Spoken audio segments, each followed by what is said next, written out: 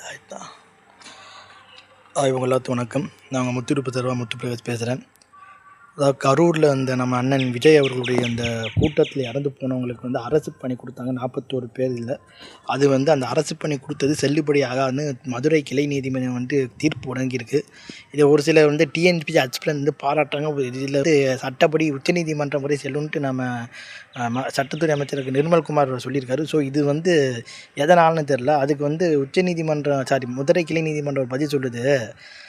சிவகாசி தனைக்கு பட்டாசு தொழிற்சாலையில் விபத்து வந்து செத்தாங்க, அவங்களுக்குலாம் அரசு வேலை கொடுக்கலாமே, அப்படி கொடுத்தா என்ன ஆகும், கல்விக்கெலாம் என்ன மரியாதைன்ற ஒரு கேள்வி கேட்டிருக்காங்க. பரீட்சைக்கு என்ன மரியாதைன்னு கேட்டிருக்காங்க.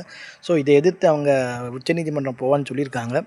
ஸோ இது எப்படி பண்ண போகுதுன்னு நமக்கு சரியாக தெரியல.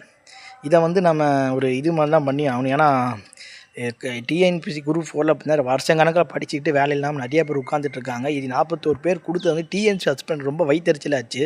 சில மீம்ஸு கண்டென்ட்லாம் அவர் போட ஆரம்பித்தாங்க. என்னென்னா, கவர்மெண்ட் வேலை வேணுமா, எங்கள் வீட்டில் எங்கள் வயசான எங்கள் பாட்டி வந்து விஜய் அவர்களுடைய முதலமைச்சர் விஜய் அவர்களுடைய கூட்டத்துக்கு கொண்டு போகிறோம், அவர் இதில் செத்து போனாங்க, எங்களுக்கு அரசாங்க வேலை கிடச்சிடும் சொல்லிக்கிட்டு ஒரு மீம்ஸ் எல்லாம் வந்துக்கிட்டே இருந்தது கமெண்ட் பாக்ஸில். ஸோ அதை வந்து நம்ம நகைப்புவாகவும் எடுத்துக்கலாம், சீரியஸாகலாம் சிந்திக்கவும் செய்யலாம். ஏன்னா அப்போ தான் இருந்துச்சு.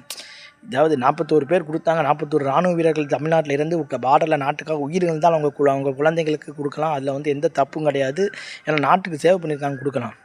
ஒரு சினிமா போதையில், ஒரு சினிமா வெறியில் பெற்றோர்கள் பேரை மதிக்காமல் கூட்டத்தில் போய் இருந்து இறந்து போயிருக்காங்க. ஸோ அதுக்கு போய் எதுக்கு கொடுக்கணும்னு சொல்லிக்கிட்டு எதிர்கட்சிகள் வந்து கேள்வி எழுப்புறாங்க. ஸோ இதை வந்து நம்ம எப்படி பார்க்கணும்னு தெரியல, சிந்திக்க வேண்டிய கேள்வி தான். ஸோ இதை பற்றி நம்ம உச்சநீதிமன்றத்தில் அவங்க வழக்கு போட்டால் எப்படி இவங்க மேற்கொள்ள போகிறாங்க நமக்கு சரியாக தெரியல. ஏன்னா இது வந்து மதுரை கிளை நீதிமன்றம் யார் எப்படி இருந்தாலும் ஒரு ஆர்எஸ்எஸ் சொந்தக்காரர் தான் நீதிபதியாக இருந்திருப்பார்.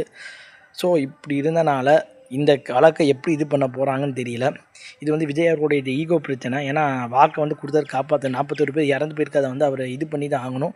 இதை வந்து எப்படி ஃபேஸ் பண்ண போகிறான்றதை நம்ம பார்த்துக்கிட்டு இருக்கிறோம். ஏன்னா தமிழ்நாட்டில் வந்து எல்லாமே இப்போ பாஜகவுக்கு எதிரான ஒரு அரசியல் நிலைப்பாடு இல்லாமல் திமுகவுக்கு எதிரான அரசியலை நோக்கி அவர் பயணிக்கிறாரு. ஸோ பாஜகன்ற ஒரு பேச்சு வாயில் வர மாட்டேங்குன்னு எதிர்கட்சிகள் அவர் மேலே விமர்சனம் வச்சுக்கிட்டே இருக்கிறாங்க. இதை வந்து அவர் எப்படி ஃபேஸ் பண்ண போகிறாரு நமக்கு தெரியல. ஸோ பாஜகவுக்கு எதிராக அவர் வாயை மூடிக்கிட்டு இருந்தால் அவர் பாஜக ஒரு பி டீமோ ஏ டீமோ பாஜகவாக தான் மக்கள் பார்ப்பாங்க. ஏன்னா அப்படி ஒரு இதுதான் இப்போ தமிழ்நாட்டில் போயிட்டுருக்கு. இவருடைய நிலைப்பாடு எப்படின்னு நம்ம பொறுமையாக வந்து பார்த்து சொல்லி என் வீடியோ முடிச்சுக்கிறேன். பாய்.